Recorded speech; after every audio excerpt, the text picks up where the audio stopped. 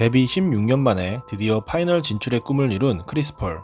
그러나 그의 오랜 팬이라면 알 겁니다. 폴이 파이널에 올라오기까지 얼마나 기다려왔는지 말이죠. 오늘 영상에서는 크리스 폴의 플레이오프 잔혹사를 정리해봤습니다. 2007-2008 시즌은 보통 크리스 폴의 최전성기 시즌 중 하나로 분류됩니다. 당시 폴은 데뷔 3년차에 불과한 아직 어린 선수였지만 평균 21.1득점, 11.6어시, 2.7스틸을 기록하며 어시스트와 스틸 모두 리그 1위에 올랐고 소속팀 뉴올리언스를 서부 2위에 올려놓은 1등 공신이기 때문이었죠. 이 시즌 폴은 데뷔 후 처음으로 플레이오프에 진출했고 1라운드에서 댈러스를 상대 좋은 활약을 펼치며 팀의 4승 1패 승리를 이끕니다. 그리고 2라운드에서 만난 팀은 직전 시즌 우승을 차지했던 샌안토니오 스퍼스, 첫 2승을 가져오는 등 뉴올리언스는 선전했지만 역시 상대는 전통의 강호였고 결국 홈에서 열린 7차전 뉴올리언스는 패배하며 시즌을 마감하게 됩니다. 이때까지만 해도 첫 플레이오프에 나선 크리스 폴은 선전했다는 평가를 받았습니다. 그러나 그의 플레이오프 잔혹사는 이제부터 시작이었습니다. 2008-2009 시즌 폴의 개인 스탯은 여전히 좋았으나 팀 성적은 소폭 하락했고 뉴올리언스는 덴버와의 플레이오프 1라운드에서 NBA 역사에 남을 굴욕적인 패배를 맛보고 맙니다. 홈에서 열렸던 4차전 시종일관 무기력한 경기를 펼친 뉴올리언스는 58점 차의 충격적인 패배를 당하고 말았고 크리스 폴은 36분을 뛰었음에도 4득점에 그치며 매우 부진했습니다. 지난 시즌의 선전이 잊혀질 만큼 실망스러운 모습을 보여준 크리스 폴. 이후 2011 시즌 그는 부상을 딛고 팀을 다시 플레이오프에 진출시켰고 1라운드에서 백투백 우승을 차지했던 LA 레이커스를 상대하며 평균 22득점 11어시를 기록, 전성기 시절의 경기력을 선보였습니다. 특히 4차전에서 앤드류 바이넘을 상대로 한 드리블 무브는 지금도 회자되는 명장면. 하지만 애초에 두 팀의 전력 차이는 극심했고 크리스 폴은 거듭된 플레이오프 조기 탈락에 피로를 느끼기 시작합니다. 이미 2010년부터 팀의 상황에 조금씩 불만을 노출했던 그는 2012년 뉴올리언스와의 계약 기간이 종료되면서 이적설이 퍼졌고 결국 성사 직전까지 갔던 레이커스행이 파토되는 진 풍경 속에 크리스 폴은 LA 클리퍼스로 전격 트레이드됩니다.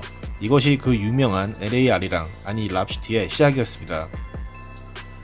크리스 폴의 영입 효과는 대단했습니다. 만년 하위팀이었던 클리퍼스는 단숨에 볼거리 많은 인기팀으로 바뀌었고 폴은 이적 첫 해부터 클리퍼스를 플레이오프에 진출시킵니다. 물론 2라운드에서 샌안토니오에게 수입해당하며 클리퍼스는 탈락의 고배를 마시게 되었죠. 이적 첫 시즌치고는 비교적 훌륭한 성과를 만든 크리스 폴. 그리고 2013 시즌 그는 더욱 성숙된 기량을 선보이며 클리퍼스를 56승 팀으로 이끌었고 이번 시즌만큼은 2라운드 이상을 노리겠다는 마음이 컸습니다. 그래서일까요? 폴은 멤피스와의 플레이오프 1라운드 2차전 위닝샷을 성공시키며 자신의 의지를 증명했죠. 그러나 이 장면이 표지에 사용되는 일은 없었습니다. 클리퍼스는 폴의 활약으로 첫 두 경기를 모두 잡아냈음에도 잭 랜돌프와 마크 가솔이 버티던 멤피스에게 시리즈 주도권을 내줬고 결국 크리스 폴은 1라운드 탈락을 당하고 말았습니다. 2년 연속 기대치 대비 좋은 성적을 거두지 못하자 클리퍼스는 닥 리버스 감독을 영입하는 강수를 뒀고 2014 시즌 클리퍼스는 디비전 1위를 차지하며 달라진 모습을 보이는 듯 했습니다. 1라운드에서 스테픈 커리가 이끌던 골든스테이트를 제친 그들은 2라운드에서 강력한 우승 후보였던 오클라호마 시티를 만나게 됩니다. 2승 2패로 맞서던 상황. 클리퍼스는 5차전 종료 직전까지 리드를 유지했으나 크리스 폴이 경기 막판 턴오버를 범했고 웨스트브룩의 3점 시도 과정 중 파울을 저질렀으며 마지막 공격에서 레지 잭슨에게 스틸까지 당하며 대역전패의 원흉이 되고 맙니다. 물론 마지막 장면은 파울이라는 논란이 있었으나 경기는 종료되었고 클리퍼스는 이 패배를 극복하지 못하며 이번에도 2라운드 탈락의 고배를 마십니다. 이미 이 시점 국내에서는 2라운드를 넘지 못하는 크리스 폴을 놀리는 의미에 그래서 그분 컴파는 이란 문장이 밈이 되어버렸죠. 그러나 크리스 폴의 컨퍼런스 파이널 진출 기회는 바로 다음 시즌 찾아옵니다. 2015 시즌 플레이오프 2라운드에서 휴스턴을 만나게 된 클리퍼스는 3승 2패로 리드를 잡은 상황에서 6차전을 펼쳤고 3쿼터 종료 3분 전 19점 차까지 간격을 벌리며 승기를 잡는 듯 했습니다. 이제야 크리스 폴의 오랜 과제였던 컴파 진출이 눈앞에 보이던 순간 하지만 농구의 신은 그를 더 괴롭히고 싶었나 봅니다. 패색이 짙었던 휴스턴은 4쿼터 40대 15라는 엄청난 런에 성공했고, 클리퍼스는 다 잡았던 경기를 놓치며 사기가 저하되고 말았습니다. 이 당시 크리스 폴의 꿈을 깼던 휴스턴의 조시 스미스, 코리 브루어, 제이슨 테리를 국내에서는 골무 3인방이라 부르기도 했죠. 결국 분위기가 다운된 클리퍼스는 7차전에서 패배하며 또다시 탈락했고, 이후 2시즌간 클리퍼스는 1라운드 진출에 그치며 우승권에서 멀어지기 시작했습니다. 어느덧 데뷔한 지 12시즌, 이대로 허무하게 커리어를 마칠 수 없던 크리스 폴은 팀 잔류를 원하지 않았고, 결국 클리퍼스는 휴스턴으로 그를 트레이드 시킵니다. MVP급 플레이어 제임스 하든과의 만남, 팬들은 기대 반 걱정 반으로 지켜봤고, 크리스 폴은 하든과의 공존에서 큰 문제를 드러내지 않았습니다. 휴스턴은 골든스테이트를 제치고 서부 1번 시드를 차지했고, 플레이오프에서 승승장구하며 어렵지 않게 컨퍼런스 파이널에 진출했죠. 이 순간을 고대하면서 12년을 기다려온 크리스 폴 입장에서는 조금 싱거운 건파 진출이었습니다. 그리고 그들이 컨퍼런스 파이널에서 만난 상대는 강력한 우승 후보 골든스테이트.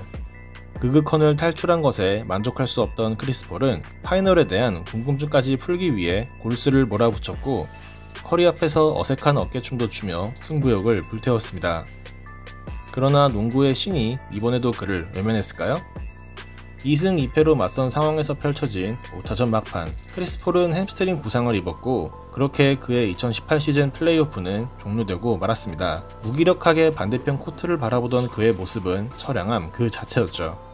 이후 휴스턴은 폴의 공백 속에 3승 2패 리드를 지키지 못하고 나머지 경기를 모두 내주며 파이널 진출에 실패했습니다. 아마 이때가 그의 커리어에서 가장 안타까운 순간이 아니었을까요? 2019 시즌 휴스턴에서의 두 번째 해를 맞은 크리스 폴은 고질적인 부상 문제로 많은 경기를 뛰지 못했고, 플레이오프에서도 부진한 경기력을 드러냈습니다. 결국 2라운드에서 탈락한 휴스턴, 폴 트레이드설이 점점 흘러나오기 시작했죠.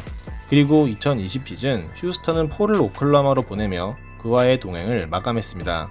오클라호마는 당시 리빌딩 중이었기에 그의 커리어도 끝이라는 소리가 많았지만, 폴은 동료들을 이끌고 팀을 플레이오프에 진출시키는 놀라운 업적을 달성합니다. 건재함을 과시하며 올 NBA 세컨팀에도 선정된 그는 이번 오프시즌 피닉스 선즈에 정격 합류했습니다.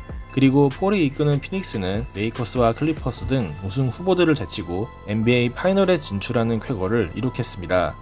더 이상 파이널이 궁금하지 않은 사나이 크리스 폴. 자신의 힘으로 팀을 파이널로 이끌었지만 폴에게는 아직 남은 과제가 있습니다. 과연 그는 지금까지의 플레이오프 잔혹사를 잇는 활약을 펼치며 우승에 성공할 수 있을까요?